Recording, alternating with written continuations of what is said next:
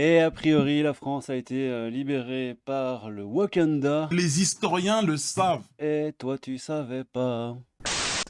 14 juillet, les amis, à Paris, un hommage aux soldats africains. Orolé nous dit Siam Asbagué, qui est une journaliste par obligation militante aussi. Hitler aussi. Soutien à la résistance palestinienne, évidemment, et Kanak. Hein. Salade tomate oignon, les amis. Donc, Camoulox, hein. À Paris, hommage aux soldats africains enrôlés pour libérer la FR. Elle écrit même pas la France. Et pour certains massacrés à la libération. Alors oui, hein, personne ne dit qu'il n'y avait pas des tirailleurs et tout ça dans l'armée. Mais de là à dire qu'ils ont libéré la France, faut peut-être pas déconner. Bon, allez, regardez-moi ça. C'est une petite vidéo trop lolo, hein, c'est pour rigoler évidemment. Regardez-moi ça.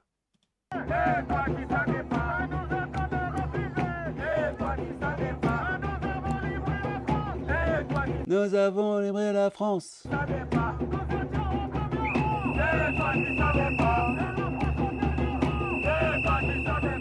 C'est un peu pour ça, c'est pour cette espèce de révisionnisme systématique et qui moi, m'énerve au plus haut point, quoi, t'écoutes. Et nous étions au premier rang, et toi tu savais pas. La France était au dernier rang, comme si l'Afrique avait libéré la France, le monde, et enfin voilà, et puis ils ont tout reconstruit derrière, hein, c'est une évidence, hein, évidemment les amis, hein, ne pas abonder dans ce sens est raciste, hein, comme vous le savez.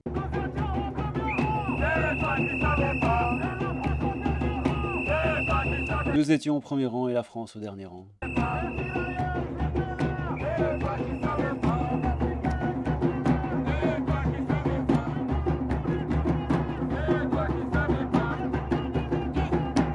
Et Darmanin n'était pas là. Oui, bah oui, évidemment.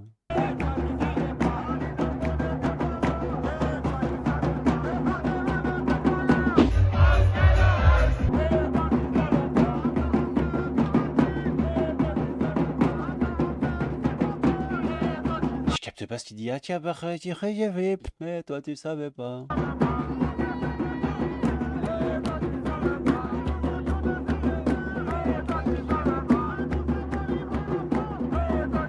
Et nous avons délivré la France. Qu'est-ce qu'il raconte?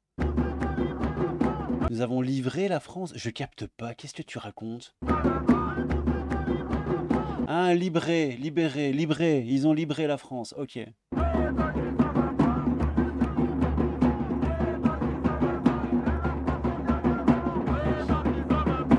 Ouais, bon, ils étaient au premier rang et la France au dernier rang. Alors, il y a le petit écureuil qui dit: tout le monde sait qu'il n'y a pas eu un seul blanc français catholique qui est mort durant la Première Guerre mondiale.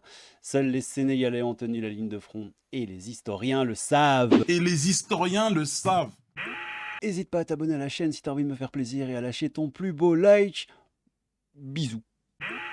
Alors, histoire de ne pas faire ma petite langue de vipère, hein, il n'y avait effectivement pas que des Français de souche bien BLANCS, il y avait aussi, et toi tu savais pas, ils étaient là aussi. On a eu les amis Charles N. Tchoréré, oui, N. Tchoréré, qui est né le 15 novembre 1896 à Libreville et mort en 40. Un officier français originaire du Gabon, ayant servi dans l'armée française lors des 2 guerres mondiales. Ah, c'est pas mal quand même. Pendant la bataille de France, son unité est encerclée dans RN par la Wehrmacht et est contrainte à la reddition après plusieurs heures de combat, alors que les soldats allemands séparent les prisonniers blancs des noirs, considérés par les nazis comme des Untermenschen, des sous-hommes.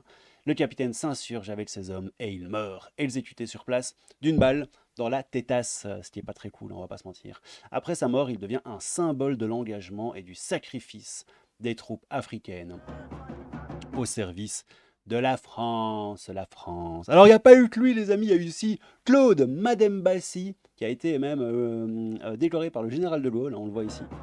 Claude Madembassi, belle petite gueule, il avait l'air sympathique. Et notre ami Claude, il a fait quoi? Attends, pour revenir en arrière. Notre ami Claude Madembassi. Il est né, hein, on s'en fout, est mort en 2014, hein, un officier français, membre des forces françaises libres pendant la Seconde Guerre mondiale. Et toi, tu savais pas. Alors, bon, j'ai quand même, je me dis, bon, alors, et toi tu savais pas, et toi tu savais pas, moi je veux bien, mais quel était le pourcentage? Bon, c'était un plus ou moins 5%, hein, pas plus. Donc bon, pour le trollolo, hein, j'étais sur le site servicehistorique.sgadefensegouv.fr et j'ai lancé une recherche avancée. Bon, vous voyez, j'ai cherché monsieur Nkongo. Et Nkongo, alors je me suis dit qu'il devait probablement, vu que et toi tu savais pas, il devait probablement y avoir un Nkongo mort pour la France. Eh ben non. Non, il n'y en avait pas. J'ai cherché Mbappé. Alors, des Mbappé, bah, il n'y en a pas non plus. J'ai cherché des Kimpembe. Kimpembe, il y en a pas non plus. Par contre, si on tape des, je sais pas moi, Legrand. Ah non, Legrand, ça va pas le faire. Legrand. Legrand, à mon avis, il y a l'air déjà à en trouver. Ah ben voilà. Aïe aïe aïe. Ouf, 787 résultats. Aïe, je vous jure, Legrand, j'avais même pas essayé, c'était totalement du hasard. Rochefort, Paris, Vincennes. Legrand, Jean, Gendarme, Auguste, Henri, François Legrand. Dès Legrand, pardon, il y en a eu, hein, il y en a eu quelques-uns, hein. 787 résultats. Dossier individuel de personnel de Legrand, à Caen, à Vincennes, à Caen encore, Caen. Voilà. Nkongo, pas des masses, mais dès Legrand, il y en a eu, hein. Putain, à Caen, beaucoup, Vincennes. Bon, bref. C'était un test, j'ai eu du bol. J'ai tapé Legrand. Il se fait qu'il y en avait. Bon. Dernier petit truc aussi rigolo. Et l'on s'étonne de les voir quitter leur cher pays pour venir dans une France qu'ils détestent. Alors j'ai trouvé cette vidéo qui est probablement pas très la paix et l'amour, je vous laisse en décider. On va fêter, enfin certains pays vont le faire, plus ou moins discrètement d'ailleurs, fêter ses 50 ans d'indépendance. Elle en a fait quoi, l'Afrique, de cette liberté, Kofi Amian? Vous aviez le désir d'être candidat au Togo, de devenir président du Togo, vous aviez forcément un regard sur ce pays, un désir, un amour.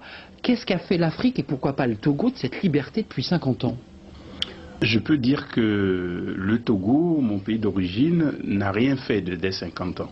C'est 50 ans pour rien, puisque aujourd'hui les plus vieux dans les villages, j'ai eu l'occasion de tourner dans l'ensemble des villages du Togo, les plus vieux me disent, Kofi, c'était quand même mieux du temps des Blancs. C'est extraordinaire comme aveu d'échec. Aïe. C'était quand même mieux du temps des Blancs. Dans nos dispensaires, on n'a pas un flacon de mercurochrome. Les Blancs nous en donnaient. On était vaccinés, on ne l'est plus. Les écoles fonctionnaient, il n'y en a plus. Il y avait des pistes qui étaient entretenues, il n'y en a plus. C'est vraiment... quand on regarde ça, on a envie d'en pleurer, effectivement. Et toi, tu savais pas. Bon, dernière petite chose. Regardez-moi ça. Bernard Lugan qui nous dit ceux qui nous doivent des sous, à quand les Français manifestent pour dire qu'ils ont construit l'Afrique. Préparez-vous, c'est PLS sur PLS, gros scud en approche.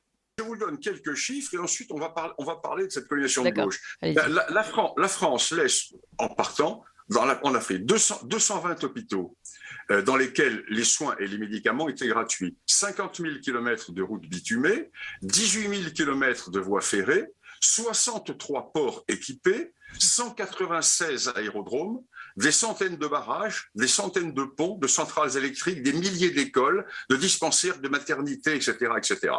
Et ces dépenses, en moyenne, coûtèrent à la France à peu près annuellement 22% de toutes ces dépenses sur fonds publics. Et toutes ces dépenses furent payées par nos grands-parents. Toutes sommes qui ne furent pas investies dans le développement métropolitain.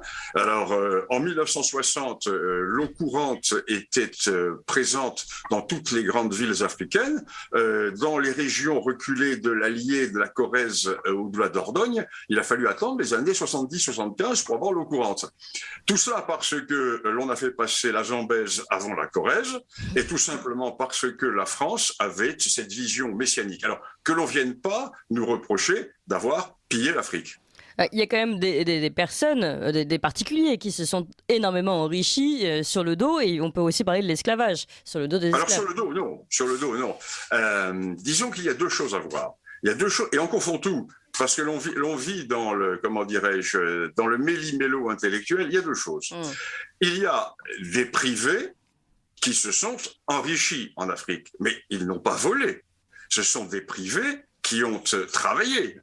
Les colons ont défriché. La plaine de la Mitidja ou les zones caféières de Centrafrique étaient des zones totalement insalubres, et les colons ont travaillé. Ils ont bonifié une nature qui était inviolée depuis les origines et qu'ils n'ont pas volé. Ils ont bonifié, ils ont donné du travail aux populations, ils ont permis à ces régions d'avoir des exportations, donc des budgets qui ont permis un certain nombre de travaux, et ils se sont bien sûr enrichis. S'enrichit, normal. Quand on travaille, on s'enrichit.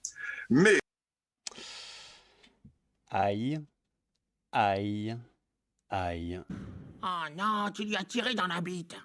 C'est probablement très grave, les amis. Bon, on va s'arrêter là. Comme je vous ai dit, Ngongo, pardonnez. Ngongo, on va réessayer quand même. Ngongo. Toi, tu savais pas. Bon, il n'y a pas de résultat à votre recherche. C'est probablement très grave. Bon, allez, c'était une petite vidéo rigolote. Parce que j'avais trouvé ça amusant. Je pourrais vous faire une vidéo aussi sur la pseudo-journaliste. Comment elle s'appelle encore? Ouais, c'est ça. Siam Asbag, qui est une énorme gauchiste révisionniste de l'histoire de France. Voilà, comme je vous ai dit, journaliste par obligation, militante aussi, soutien à la résistance palestinienne. Bon, déjà, quand tu as ça dans ta bio, tu as tout compris. C'est une LFI compatible, sauce progrès. Et Kanak, Kanak, voilà. C'était l'arc Kanak, elle l'a laissé dans sa bio. Faut croire que quelqu'un en a quelque chose à foutre. Enfin bref, je ferai probablement... Oui, donc ça, c'est très la Palestine. Oh, regardez, en train d'imaginer l'Assemblée nationale avec Abdelkader Lamar, Amal Bentounsi, Adel Emara, Amayouka. Oh oui, d'ailleurs, j'avais fait un troll sur Twitter. Attends, regarde. Mais justement sur ce tweet-là. Voilà, c'est ça. Je sais pas si vous aurez la ref. Donc c'est ce fameux tweet. Siam Asbag, en train d'imaginer l'Assemblée nationale. C'était le 27 juin 2024. Avec Abdelkader Lamar, Amal Bentounsi, Adel Amara, Amadouka, Liv Loufok, Ali Douara, Anas Kazib, etc.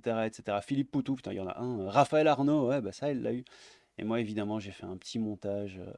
Un petit montage à la zob, écoute ça.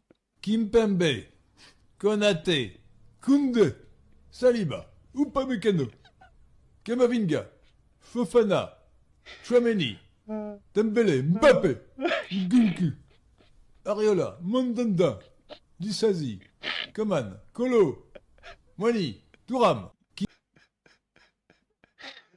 Ah, punaise. Bon, c'était... du gros n'importe quoi. C'était le crabe fantôme, un peu de crabe, beaucoup de fantômes. Prenez soin de vous, les petits loulous. Et à bientôt. Des bisous. Tchou.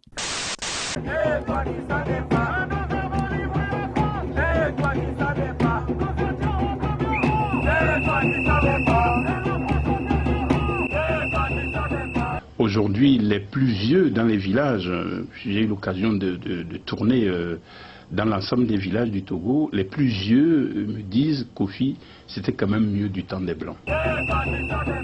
C'est extraordinaire comme aveu d'échec. Dans nos dispensaires, on n'a pas un flacon de mercurochrome. Les Blancs nous en donnaient. On était vaccinés, on ne l'est plus. Les écoles fonctionnaient, il n'y en a plus.